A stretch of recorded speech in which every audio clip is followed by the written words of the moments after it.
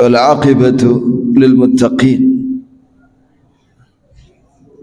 جعلنا الله وإياكم منهم في عافية. أشهد أن لا إله إلا الله وحده لا شريك له وأشهد أن محمدا عبده ورسوله صلى الله عليه وعلى آله وصحبه ومن تبعهم بإحسان إلى يوم الدين وسلم تسليما كثيرا. اللهم ارزقنا علما نافعا ورزقا طيبا وعملا متقبلا.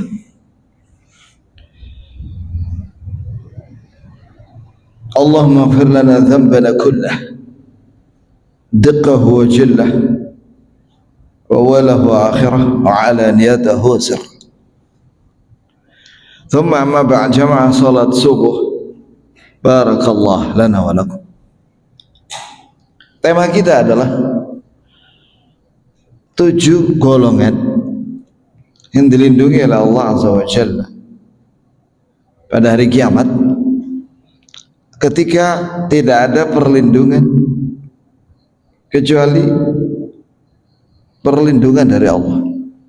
Allah, ini tema sangat bagus ya, sangat-sangat bagus.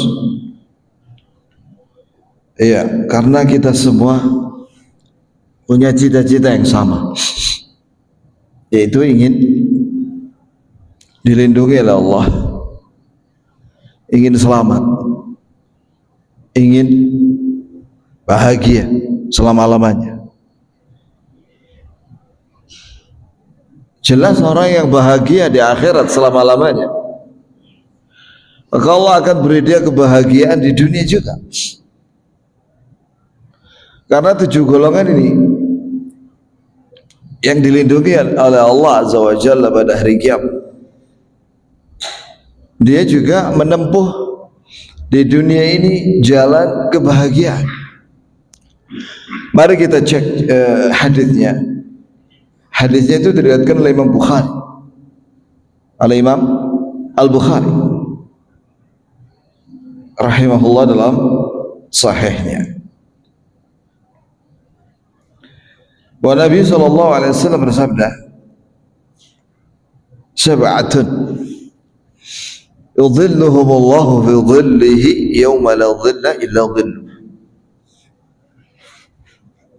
Al-Imam Al-Adil, syab nasha'a fi ibadati rabbih atau fi ibadati Allah, rajulun qalbuhu mu'allaqun bil masajid atau fil masajid, ورجلان تحبا في الله اجتمع عليه وتفرق عليه، ورجل طلبته امرأة ذات منصب وجمال وقال إني أخاف الله،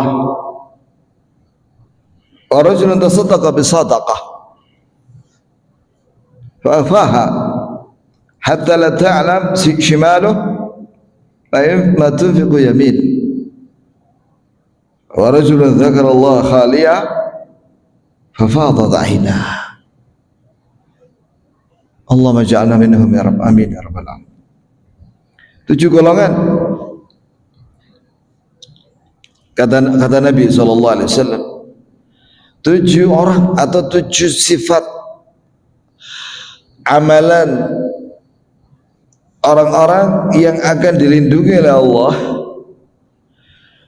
di naungannya, dalam sebuah riwayat tahta dhilli arsy, di bawah lindungan arsy. Berarti dia tinggi derajatnya, arsy tinggi. Pada hari, yakni hari kiamat, hari kebangkitan, ketika tidak ada perlindungan, naungan, kecuali perlindungan dan naungan dari Allah. Yang pertama, saya terjemahkan aja dulu baru sebutkan faedahnya. Yang pertama yang disebut oleh Nabi adalah para pemimpin yang adil. Pemimpin yang adil. al-imamul adil. Yang dimaksud dengan pemimpin di sini adalah penguasa. Penguasa, ya ini presiden atau raja atau khalifah. Ya, kemudian yang kedua yaitu orang ini, kalimat kedua ini dari saya ya, untuk memudahkan mengingat.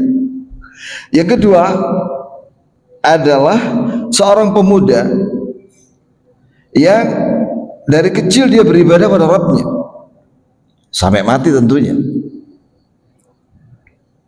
Yang ketiga, seorang yang hatinya tergantung dengan masjid. Maksudnya di sini adalah dia itu menjaga sholat 5 waktu di masjid.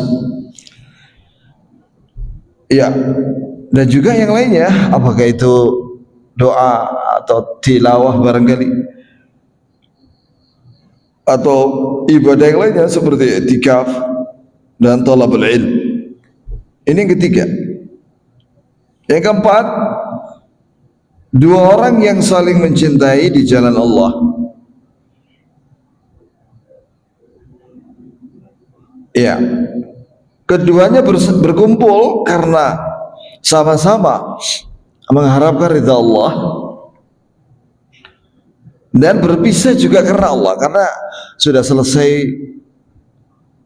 waktunya dia belajar bersama-sama para penuntut ilmu, maka dia pergi pulang untuk melanjutkan belajarnya. Yang kelima, seorang laki-laki yang diajak oleh seorang wanita yang memiliki nasab yang bagus dan cantik. Ini dia bangsawan dan cantik dan dia punya harta. Untuk apa? Untuk zina. Dan dia mengatakan, aku takut sama Allah, aku takut sama Allah. Yang keenam, seorang yang bersedekah dengan sedekah apa saja, apakah wajib seperti zakat atau infak yang sunnah, dan dia sembunyikan itu di hadapan manusia, dia nggak sebut, sampai tangan kirinya nggak tahu dengan apa yang disedekahkan oleh tangan kanannya. Ini kinayatun an al-khafa wasir fi sadaqah. Yani tangan kiri tidak tahu apa yang disedekahkan tangan kanan. Ini maksudnya kinayah, apa ya, permisalan untuk orang yang menyembunyikan sedekah. Manusia tidak tahu, tapi Allah yang tahu. Itu jamaah sekalian. Karena kalau diartikan letterlet, wah, kan namanya sedekah. Dulu itu ada orang bersedekah itu, kalau zaman dulu itu pikulan. Malam-malam itu dipikul. Isinya apa? Kurma dan gandum. Dipikul. Yang namanya dipikul, masa tangannya disembunyikan terus begini? Capek ya. Kadang-kadang perlu 2 tangan begini kan, atau dalam bentuk barang begini. Dia bawa satu makanan dibagi, masa 1 tangan gak kuat, nanti tumpah nanti makanannya. Maka 2 tangan dia. Berarti di sini bukan secara dohiriyah, secara lahiriah atau tekstualnya, tapi di sini maknanya adalah kinayah, permisalan untuk orang yang menyembunyikan amalnya itu. Ketika dia sampai seperti seorang yang memberi dengan tangan kanannya, tangan kirinya aja nggak tahu, itu maksudnya begitu ya. Yani dia menyembunyikan amalnya, sedekahnya, tidak diketahui oleh manusia. Yang ketujuh, seorang yang berzikir sendirian, dengan lisan dan hatinya dia mengingat Allah dan matanya menangis, bercucuran air mata. Ini 7 golongan, 7 sifat amalan yang dijanjikan oleh Nabi SAW akan mendapatkan perlindungan pada hari kiamat. Maka faedah daripada hadis ini jauh sekalian. Satu, itsbat haul yaumil ba'ts, penetapan adanya hari kebangkitan, bahwa hari itu adalah hari yang menakutkan. Karena Nabi menyebutkan salah satu sifatnya, tidak ada perlindungan, naungan di bawah arsy kecuali dilindungi Allah. Apalagi yang dilindungi itu di sini 7 sifat amal. Kata ulama bahwa di sini bukan hanya 7, karena ada yang lainnya lagi. Atau begini maknanya, apabila 7 golongan ini dilindungi, apalagi amalan-amalan yang lebih besar daripada itu sebutkan di sini, yang memiliki sifat yang sama. Apa sifat yang sama yang ada pada 7 golongan ini? Istiqomah. Coba renungkan di sini. Istiqomah di sini pada 7 golongan. Yang pertama, istiqomah dalam adil. Maka orang yang adil, walaupun dia bukan presiden, adil dia terhadap anak-anaknya, adil terhadap istri-istrinya. Kalau dia punya lebih dari 1, dengan adil dia. Adil di dalam ucapan dan perbuatan. Adil itu artinya menempatkan segala sesuatu pada tempatnya. Lawan daripada adil adalah al-zulm, kezaliman. Kalau adil adalah menempatkan segala sesuatu pada tempatnya, berarti kezaliman itu tidak menempatkan sesuatu pada tempat.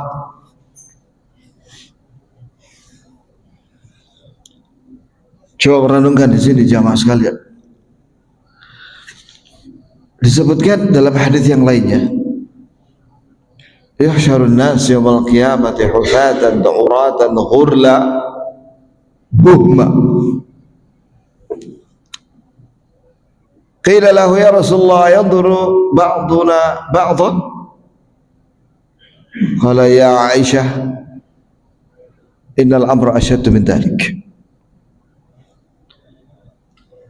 Artinya, kata Nabi SAW, manusia nanti dikumpulkan di padang mahsyar pada hari kebangkitan dalam keadaan tidak pakai sandal,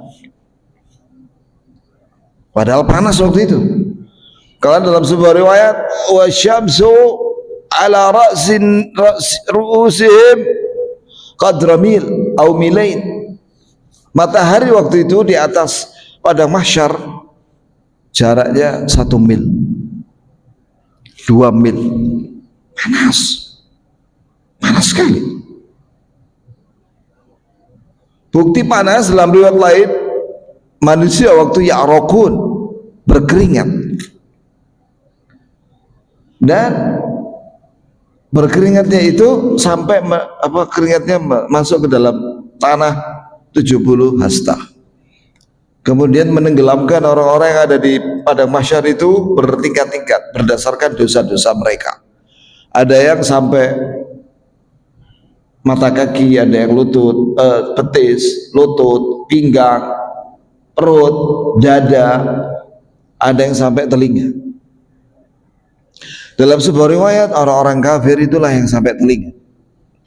Jadi mereka itu di padang mahsyar itu berkeringat sampai telinganya sih. Udah kita imani yang seperti itu ya kawan. La majala lil aql, la bud min at-taslim. Tidak boleh kita menolak pakai akal-akalan. Karena apa? Coba perhatikan. Di situ ada orang yang ditenggelamkan oleh keringatnya, ada yang mata kaki, betis, lutut. Ya, udah itu di satu tempat. Udah kita imani. Jangan ditolak, jangan ditakwil. Kita imani apa adanya, dan itu berdasarkan dosa-dosa mereka. Semakin banyak dosa, semakin banyak keringatnya. Coba bayangkan itu ya, itu gambaran yang seperti itu aja udah menakutkan ya ikhwan.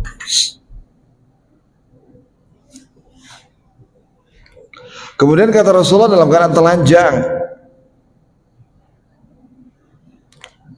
orang itu telanjang, ini nggak bawa baju. Kita orang sekarang pakai gamis ya kawan, dan daleman ya. Antum pakai sarung, pakai jaket, pakai baju kuku, ada yang pakai celana panjang, pakai kopiah. Di padang mahsyar itu nggak pakai baju, wala sarung, wala celana, telanjang. Padahal kondisi panas itu. Padahal di dunia ini aja kita, kalau di Malang ini masih nggak terlalu panas ya kawan. Tapi kalau di Sidoarjo atau Surabaya panas. Apalagi di Kalimantan itu, di Bontang itu ada khatulistiwa. Di Banjar panas kayak akhi, panas. Iya, Palangkaraya, pokoknya dilewati khatulistiwa itu panas. Suhunya itu bisa mencapai rata-rata itu 33, itu rata-rata. Kadang sampai 37, panas itu. Kita aja kalau jalan, itu di Mekah itu kalau musim panas, kan kemarin ada jamaah haji yang kakinya melonjak, jamaah haji. Jadi dia itu polos ya ikhwan. Dia sandalnya itu diparkir, diletakkan di depan pintu Masjid Al-Haram. Ya hilang sandalnya kan. Sandal itu harusnya kan dibawa masuk, terus masukin di kresek, terus kita bawa kemana kita sholat, diletakkan di bawah situ supaya nggak hilang.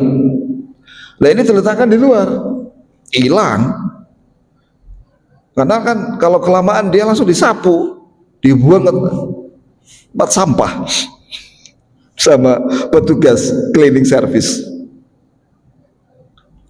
Nah dia pulang kan jauh, apartemennya orang Indonesia itu kan 2 kilo, rata-rata 2 kilo.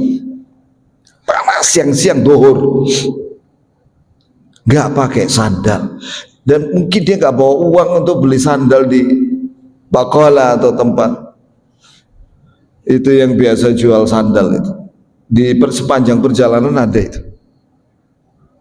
Wah akhirnya apa? Kakinya melonjak, difoto, dia nggak bisa jalan sudah, melepuh kakinya. Astagfirullah. Itu baru dunia ya kawan. Bagaimana di akhirat? Nasallahu salamata wal afiyah. Allahumma qina adzabak yauma tab'atsu ibadak. Ya Allah, lindungi kita semua dan keluarga kita semua pada hari kau bangkitkan hamba-hamba. Amin ya rabbal alamin. Kemudian dalam keadaan tidak disunat, asli. Jadi kembali lagi itu ujung dakarnya itu, daging itu, kulit yang di ujung dakar itu kembali lagi. Kemudian buhma itu laisa ma'hu syai', dia tidak membawa apa-apa. Biasanya kalau orang musim panas gitu kan, kalau di Saudi itu dia pakai kutroh supaya nggak kepanasan. Kutroh terus diginikan supaya nggak kepanasan, mukanya itu nggak kepanasan, kupingnya terlindungi dari panas. Kalau di Indonesia bawa payung supaya nggak kepanasan. Kalau sudah sampai rumah masuk ruangan AC, dinyalakan AC di kamar. Nah di akhirat ya apa? Di padang mahsyar. Tidak ada payung, tidak ada sepatu, tidak ada kempiak, tidak ada baju, tidak ada sarung, tidak ada celana. Itu aja sudah menakutkan. Berkeringat deras seluruh manusia. Maka Aisyah tanya kepada Rasulullah, oh iya, lalu apa yang dibawa orang? Amal, melaksanakan perintah yang wajib dan sunnah, dan meninggalkan larangan dengan ikhlas. Termasuk amal dalam hadis ini adalah istiqomah. Coba renungkan di sini ya kawan. Ini yang kita bawa ini. Istiqomah dalam keadilan. Yang kedua, istiqomah dalam beribadah. Karena ini pemuda beribadah dari kecil. Bukan berarti kemudian cuma ibadah waktu kecil terus tuanya belehar. Oh enggak, dia istiqomah sampai mati. Sabar ya kawan, karena di dunia ini gak lama. Semoga Allah beri kita istiqomah dan sabar dan ikhlas dan sunnah dan taubat.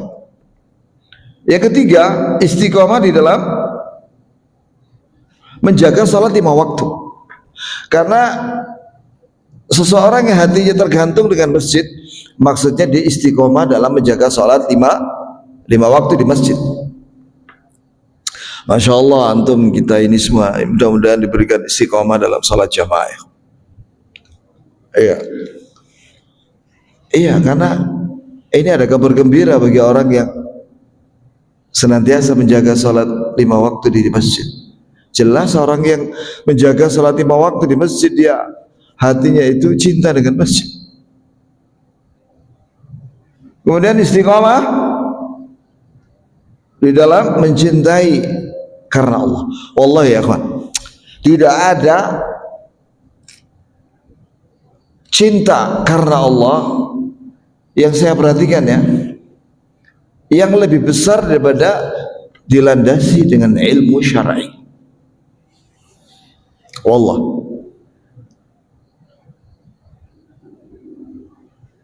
saya ngalami sendiri. Walaupun kita itu tidak ada hubungan nasab, maksudnya tidak ada kerabat kita dengan dia, tidak ada hubungan bisnis, tapi yang mengikat kita adalah ilmu. Contoh misalnya kita mencintai Syekh Abdul Razak, misal aja. Makanya kita kalau ke Madinah, semoga Allah mudahkan kita tiap tahun ke Madinah dan Mekah, amin ya Rabb. Umrah maksudnya, dan haji kalau bisa. Maka salah satu yang saya tuju adalah Syekh Abdul Razak. Majelis beliau maghrib dan subuh. Jadi beliau sekarang itu ngajar maghrib dan subuh tiap hari di Masjid Nabawi. Mengapa? Ya karena nasihatnya itu Masya Allah, menyentuh hati ya. Dan ada dalam hati ini cinta sama dia karena Allah. Dan saya perhatikan pertemanan yang kuat ya, itu yang dilandasi dengan ilmu. Selain ilmu kurang kuat. Contoh misalnya dalam hal pertemanan dalam politik, udah lama itu musuhan itu politik.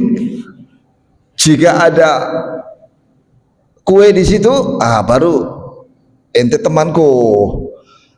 Kue nggak ada, ente bukan teman. Harta, pertemanan karena dia kaya. Begitu dia jatuh miskin, ditinggal. Ketika dia kaya, banyak yang deket sama dia. Dikasih terus tiap hari. Begitu miskin, udah ditinggal, hilang sudah temannya. Betul nggak Pak? Nyata itu.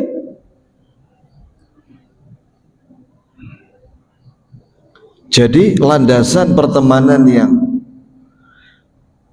karena Allah itu maksudnya adalah fi ta'atillah, karena sama-sama taat kepada Allah, dan itu dilandasi dengan ilmu tentunya.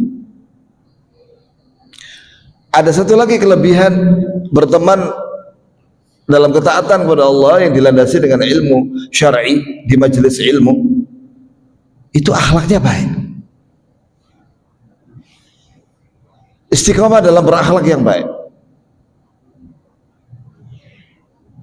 di majelis ilmu itu atau dalam ketaatan. Tapi kalau pertemanan yang dilandasi karena perkumpulan atau yayasan, ormas, partai, tidak lama. Yang sekarang lagi heboh apa? Ormas. Suriah memecat Tanfidiyah. Nyata. Ternyata di situ ada salah satu persoalannya adalah masalah uang 300 miliar. Itu valid beritanya. Sehingga ada diperiksa sama BPK, terjadi. Jadi masuk di rekening resmi ormas itu 300 miliar. Waktu itu bendaranya udah dipenjara udah 10 tahun atau berapa. Sehingga pasti ketuanya kena. Gegeran sekarang. Apalagi partai politik. Wah, sulit. Maka jangan terlalu dekat dengan politik. Jangan terlalu dekat. Banyak mengecewakan. Dalam perpolitikan itu cepat sekali berubah. Oh, berubah. Dulunya dia benci, sekarang dulunya dia suka, sekarang itu ya. Maka sabarlah dengan menuntut ilmu, ngaji, sabar dalam mempelajari Al-Quran dan hadis, sabar dalam salat. Itu ya kan. Jadi dua orang yang saling mencintai karena Allah, bertemu karena Allah, karena sama-sama taat, sama-sama beramal dan sama-sama menuntut ilmu. Apabila sudah selesai, berpisah, karena sudah selesai urusannya. Maksudnya urusan ini loh, urusan menuntut ilmu kan, kalau misalnya kalau kita umroh paling berapa hari di Madinah itu ya kan, 4 hari 5 hari, setelah itu ke Mekah, sekarang ketemu. Tapi kita masih ngaji kepada beliau online, bahkan bukunya kita baca. Wallah, kalau kita ketemu sama orang-orang itu ajib, yani kita mencintai dia karena Allah. Itu ya kan, yang ajib itu ya kan, Syekh bin Baz. Saya pernah bertemu dengan Syekh bin Baz beberapa kali. Yang paling berkesan itu waktu di Riyadh. Jadi kita waktu masih pelajar waktu itu kan, kalau ke Madinah itu transitnya Riyadh, kadang Jeddah. Nah, kita milih Riyadh, atau memang ditempatkan di pesawat Saudi yang turun di Riyadh. Nah, kita manfaatkan untuk nginep semalam, transit di Riyadh. Kita berkunjung ke masjid yang biasa di situ Syekh bin Baz, dan di situ ada kantornya dia, mufti. Masya Allah, ketika menjelang zuhur waktu itu, sebelum adzan, dia sudah datang. Dia bukan buta, dituntun sama ajudannya dan dikawal oleh tentara pakai senapan otomatis. kemudian dia sholat tahiyatul masjid. Saya ada di sop pertama juga, di sampingnya itu jaraknya kira-kira dari beliau itu 25 meter. Di sop pertama, sebelah sana itu beberapa orang aja. Kemudian selesai sholat, zikir dia, tahiyatul masjid. Itu belum adzan itu, zikir, bibir itu gerak terus. Tiba-tiba ada satu pelajar menemui beliau, salaman. Wah, sudah kesempatan kita salaman sama beliau. Subhanallah, kayak magnet. Orang pada jabat tangan sama beliau, mendoakan beliau dan sebagainya. Padahal beliau itu ya dizikir dong. Apalagi selesai sholat duhur, beliau memberikan tausiah. Masya Allah. Nasihat yang berkaitan dengan tahun ajaran baru, kan itu mau tahun ajaran baru. Nangis kita ya, banyak yang nangis waktu itu. Keikhlasan beliau itu Masya Allah, menyentuh ya. Baik ya kawan. Kemudian istiqomah yang berikutnya, istiqomah di dalam takut kepada Allah. Contohnya apa takut kepada Allah? Itu ketika diajak sama wanita cantik dan kaya dan bangsawan untuk berzina, dia mengatakan aku takut sama Allah. Ini bukan hanya zina, ya semua dosa. Istiqomah dalam takut. Takut apa? Takut akibat buruk daripada zina dan dosa-dosa. Makanya perlu ya kawan, kita itu ngaji tentang apa akibat buruk dari dosa-dosa. Buku yang terbaik masalah itu Ad-Da' wa Dawa. Oh, bagus sekali buku itu ya kawan. Dan saya ngajar buku itu sebulan sekali, kecuali ada ahad kelima, nah itu ngajar sampai 2 kali dalam sebulan di Bonol. Nanti malam itu ada lagi, karena hari ini adalah ahad kelima. Wah, bagus sekali begitu. Ngeri akibat buruk dosa-dosa itu ya, kalau tidak bertobat.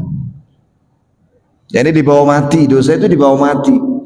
Waduh, berat itu pertanggungjawabannya. Kemudian istiqomah di dalam ikhlas. Orang yang bersedekah dan menyembunyikan sedekahnya, tidak ada manusia yang tahu hanya Allah. Di sini bukan hanya sedekah, semua amalan. Dia ikhlas karena Allah.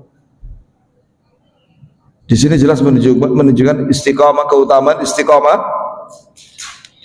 untuk senantiasa mengharapkan ridha Allah dan ganjaran dalam setiap ucapan dan perbuatan, dan jauh dari riya. Istiqomah jauh dari riya. Tidak ingin dilihat dan dipuji manusia. Dia tidak ingin pujian manusia, dia ingin ridha Allah dan ganjaran surga Allah. Itu karena orang yang disebut oleh Nabi di sini, dia contoh amalnya berinfak ya dengan sembunyi-sembunyi, sampai tangan kirinya nggak tahu yang diinfakkan tangan kanannya. Ini bukan hanya infak, semua amalan dia ikhlas. Istiqomah dalam ikhlas. Kemudian istiqomah yang ketujuh, sebentar. Iya betul. Istiqomah di dalam zikrullah, banyak zikir, dan dia sangat mencintai Allah dan lembut hatinya sehingga dia menangis. Ini juga ikhlas, tapi lebih ke arah istiqomah di dalam berzikir. Dan ternyata ya kawan, kaum muslimin dan muslimat, disebutkan oleh Ibnu Rajab Al-Hambali dan juga ulama lainnya, Imam Ahmad dalam kitab Az-Zuhud wa Raqaiq. Dahulu para sahabat itu mengucapkan astaghfirullah wa atubu ilaih itu 12.000 kali sehari semalam. Ada riwayat Abu Hurairah. Kenapa? Karena dia mengatakanlah Rasulullah aja yang diampuni dosanya aja istighfar dan taubat lebih dari 70 kali, bahkan 100 kali. Lah saya ini banyak dosa katanya Abu Hurairah itu. Maka saya minta ampun dan taubat tiap hari 12.000 kali. Itu baru istighfar loh ya, belum tilawah Quran, belum zikir subhanallah, alhamdulillah, la ilaha illallah, Allah akbar, belum berdoa, sholawat dan lain-lain. Jadi banyak zikir, istiqomah dalam zikir, gerakan terus ini bibir dalam rangka berzikir. Begitu pula dengan amalan-amalan yang lainnya. Karena istiqomah itu definisinya disebutkan di atas adalah orang yang konsisten di dalam melaksanakan perintah yang wajib dan mustahab dan menjauhi larangan. Sebab kalau ada orang istiqomah dalam amal saja, amal soleh, yaitu melaksanakan perintah wajib dan sunnah, tapi dia tidak meninggalkan dosa-dosa, bahaya loh itu. Jadi istiqomah itu bukan hanya melaksanakan perintah, tapi juga meninggalkan larangan dan tobat. Konsisten untuk tobat dari semua dosa. Insya Allah apabila dia istiqamah di dalam melaksanakan perintah dan menjauhi larangan dan bertobat kepada Allah, insya Allah dilindungi Allah. Sebab apa? Karena kan tidak semua orang jadi pemimpin. Nah, presiden cuma satu orang, menteri berapa orang, gubernur berapa orang, wali kota berapa orang. Tidak semuanya jadi RT. Kebanyakan kita itu rakyat biasa, ya kan? Kalau memang kita bukan pejabat, masa kita nggak dilindungi?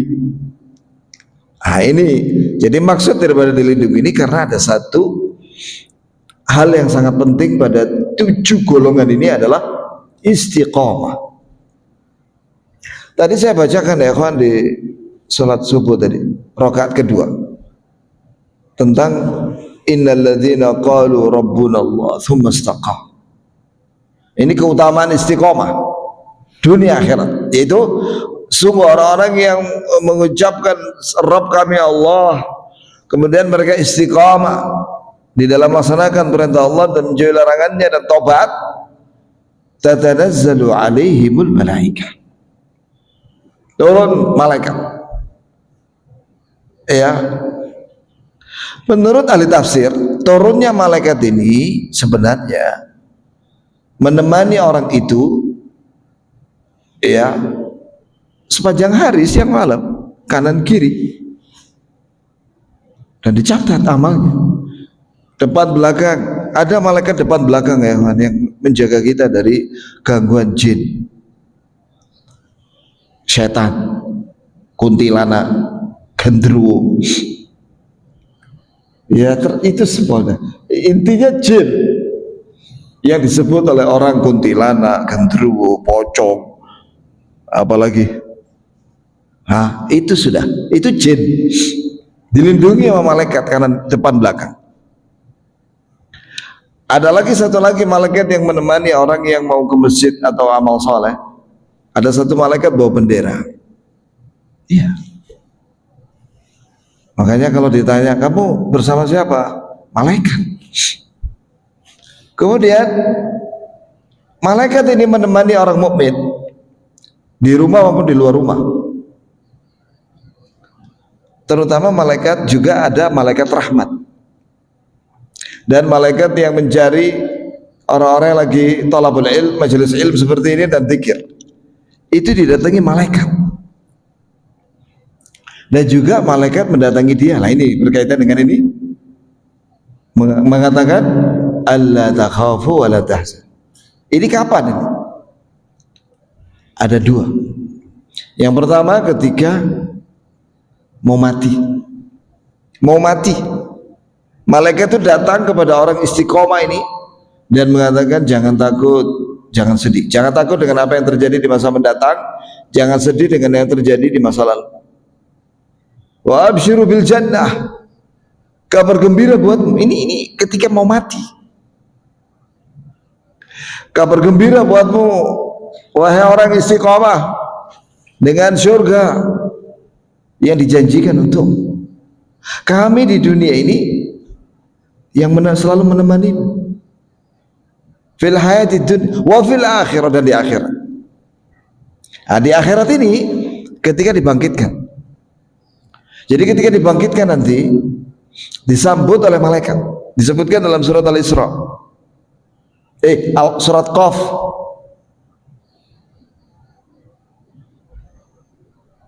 Syahidun wa syahid.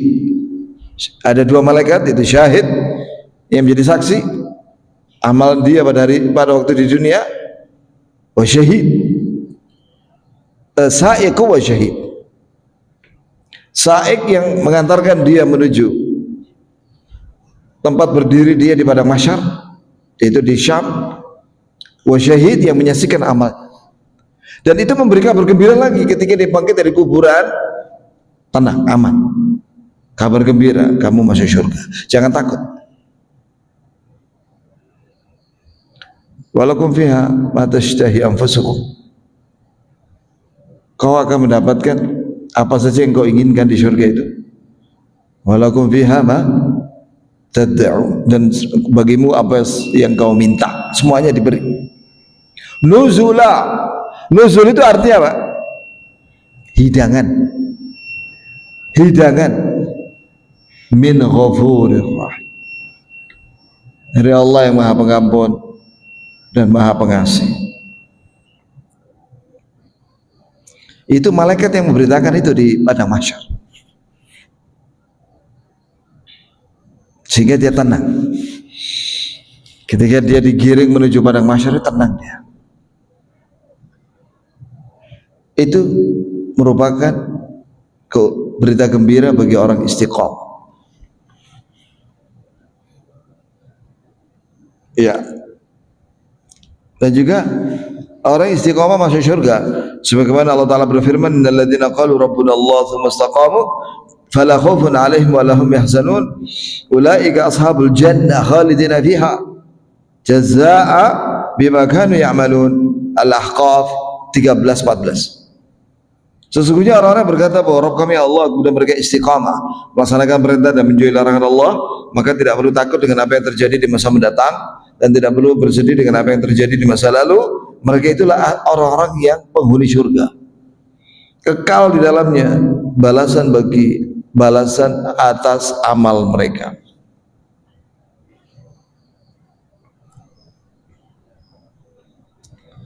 Dan juga kebahagiaan di dunia. Man 'amila salihan in dzakarin aw untha wa huwa mu'min falanuhyiyannahu hayatan thayyibah wa lanajziyannahum ajrahum bi ahsani ma kanu ya'malun.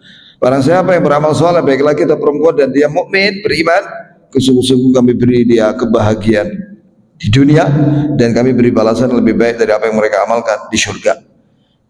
Wa alla istaqamu ala tariqati la asqainahum ma'an ghadaqah.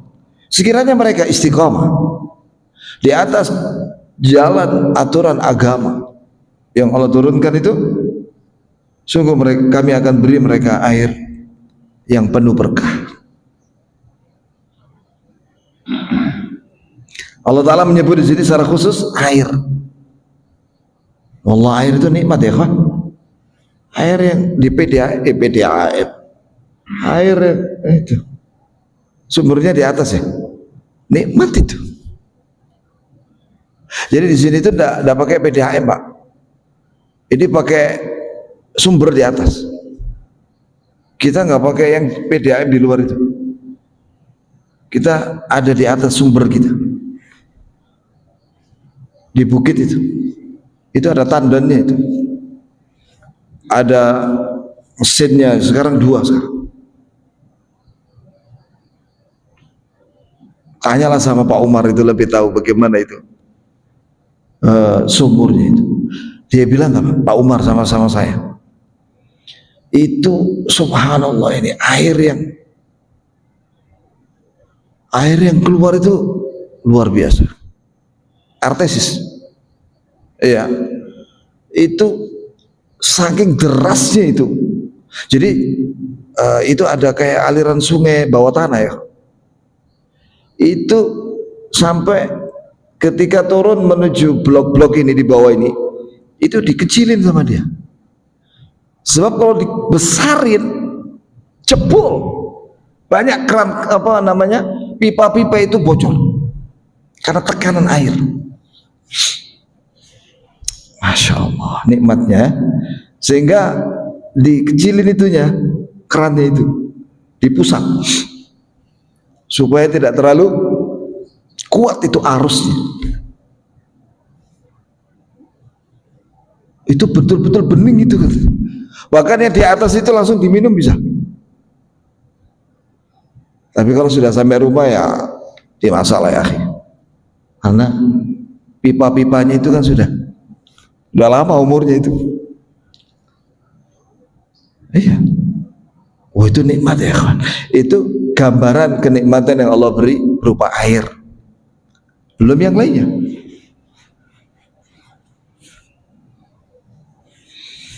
Dan juga orang yang istiqomah dia akan teguh dan kokoh. Man istaqama thabat, wa man thabata nabat, wa man nabat athmar. Siapa yang istiqomah dia akan kokoh, dan siapa yang kokoh dia akan tumbuh, dan siapa yang tumbuh dia akan berbuah.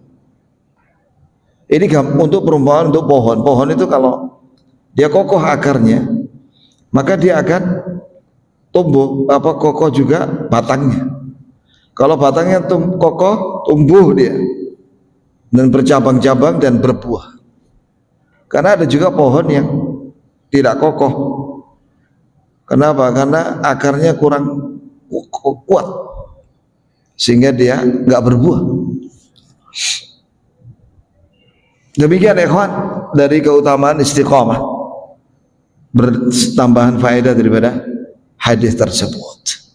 Ada pertanyaan kah? Alhamdulillah.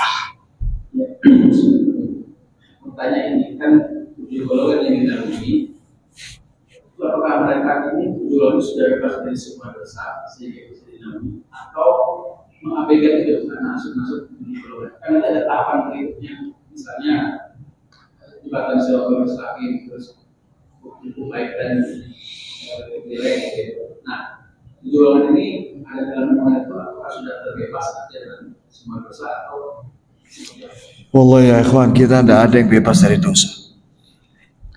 Kata Rasulullah SAW, kullu bani Adam khata wa khairul khata'ina tawwab. Semua bani Adam itu banyak salah, dan sebaik-baik orang yang banyak salah itu yang banyak bertobat. Dan juga Allah Ta'ala berfirman dalam hadis qudsi, ya ibadi innakum tukhti'una bil-laili wan nahar wa ana aghfiru dzunuba jami'an fastaghfiruni aghfir lakum. Wahai hamba-hambaku, kalian itu sebenarnya banyak dosa siang dan malam. Allah yang bilang gitu. Kita itu banyak salah siang dan malam. Salah sama siapa? Ya sama Allah atau sama makhluk. Baik tahu atau nggak tahu, baik sadar atau nggak sadar. Contohnya apa ya kawan? Kita itu banyak salah. Kita tidak bisa mensyukuri semua nikmat Allah. Ternyata apa yang kita lakukan dari sedikit amal ini, itu belum tentu bisa membayar nikmat sehatnya mata. Ada orang beribadah 500 tahun aja hanya untuk bisa bayar nikmat mata.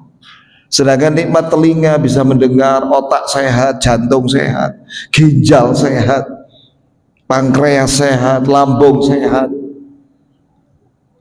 darahnya sehat,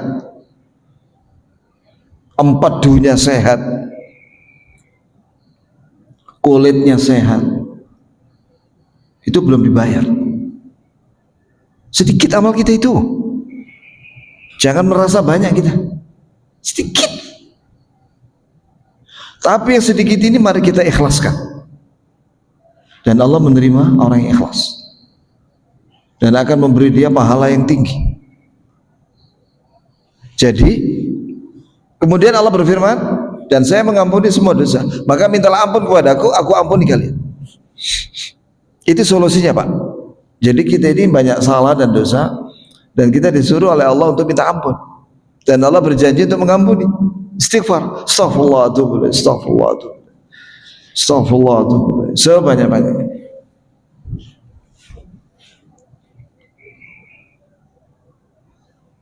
Jadi tidak menjadi syarat orang itu bebas dari dosa. Tidak ada yang bebas dari dosa.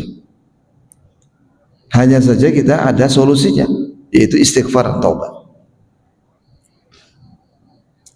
Bukankah Allah Ta'ala berfirman, wa amma man thaqulat mawazinu fa huwa fi 'ishatin radiyah. Allah Ta'ala berfirman, orang-orang yang timbangan amal solehnya lebih berat daripada dosanya, maka dia menuju kehidupan yang penuh ridha, yaitu syurga. Tapi dia ada dosa. Di situ amal solehnya lebih berat daripada dosanya. Ada dosa, tapi amalnya lebih berat di timbangan. Tapi dia masuk syurga. Apalagi yang sudah diampuni semuanya. Yang ada dosa aja jika ditimbang amal solehnya lebih berat masuk syurga.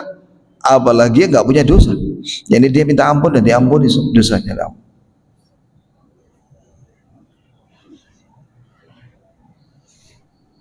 Wa amma man khafat mawazinu fa ummuhu hawiyah. Adapun orang yang lebih ringan timbangan amal solehnya daripada dosanya, jadi ada amal solehnya tapi dosanya lebih berat. Fa ummuhu hawiyah, masuk neraka hawiyah.